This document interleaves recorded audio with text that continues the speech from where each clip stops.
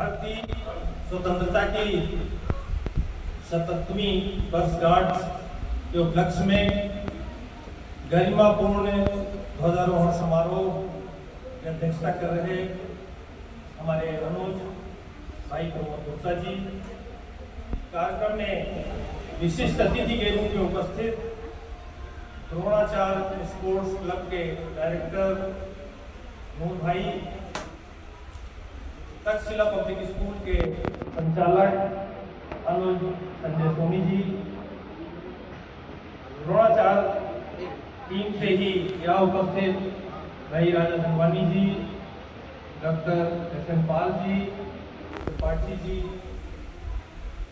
नवीन निगम जी, राकेश जी, विजय भाई, सिंह साहब, पवन सिंह जी, यहाँ उपस्थित सभी अभिभावक, विद्यालय की प्रिंसिपल कल्पना सोनी जी, यहाँ उपस्थित सभी सम्मानीय अभिभावक, विद्यालय परिवार के सभी सम्मानीय शिक्षक, प्रिय बच्चों, हमारे छोटे भाई ऋषि गुरबाज जी, काफी देर से हम बच्चों की बातें सुन रहे थे। बच्चों ने 15 अगस्त के महत्व को निश्चित रूप से अपनी बातों में, अपनी कविता या अपने भाषण के माध्यम से याद रखने का बखूबी प्रयास किया। संचालक महोदय ने बताया कि हमारा देश लगभग 200 सालों तक अंग्रेजों का गुलाम रहा।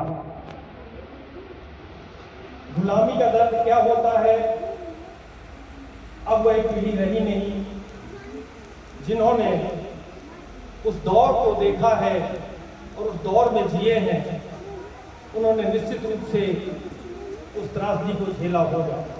यही वजह थी कि हमारे देश के असंख्य नौजवानों ने स्वतंत्रता आंदोलन में अपने प्राणों की आहुति दे दी। हमारी कितनी ही बहनों ने हमारा देश आजाद हुआ था, किंतु इस देश को भाषा भाषी, जाति, धर्म, संप्रदाय के लोग रहते हैं। सभी की भावनाओं का, सभी धर्मों का आदर हो, सभी की भावनाओं का सम्मान हो, सभी की तरक्की हो। इस भावना को लेकर इस देश को धर्मनिरपेक्ष राष्ट्र घोषित किया गया था और आज भी दुनिया में गणतांत्रिक देश भारत ही है। किंतु जहां एक और पड़ोसी देश इस देश को विखंडित करने के लिए समय समय पर प्रयास करते रहे हैं, जिन्हें हमारी भारतीय सेनाओं ने मुंहतोड़ जवाब दिया, उससे तो हम सुरक्षित हैं।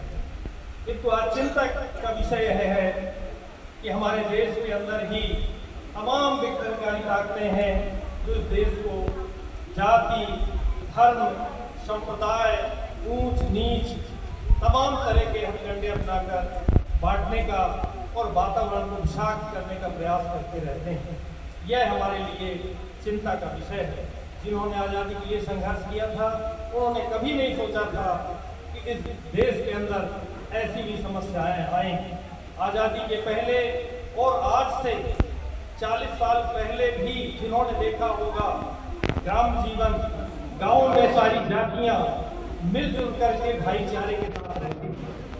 चाहे हमारे खेतों में काम करने वाला मजदूर हो, चाहे घरों में काम करने वाली महिलाएं हो, सबको आदर और सम्मान के साथ संबोधित किया जाता था और बराबर उनके मान सम्मान का ख्याल रखा जाता था। किंतु आज जाति के नाम पर भी जहर फैलाया जा रहा है, जो इस देश के लिए शुभ संकेत नहीं है। अभी हाल में ही पिछले काफी दिनों से मणिपुर जल रहा है। वहाँ आदिवासी संप्रदाय के ही एक मैत्री और एक कुकी, दो अलग अलग समूह हैं। उनमें जाति संघर्ष और हिंसा का दौर जारी है।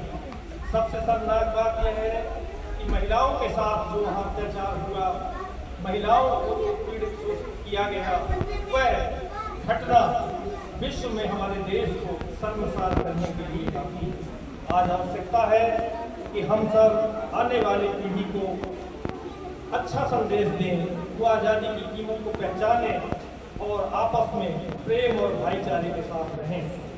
यह भारत रूपी बगिया की सुंदरता तभी है जब इसमें हर प्रकार के गुलदस्ते हों। आज यहाँ हर जाति संप्रदाय के बच्चे हैं, मंच में भी सभी तरह की विभूतियाँ यहाँ मौजूद हैं, तभी इस विद्यालय की गरिमा और इस कार्यक्रम का सम्मान है।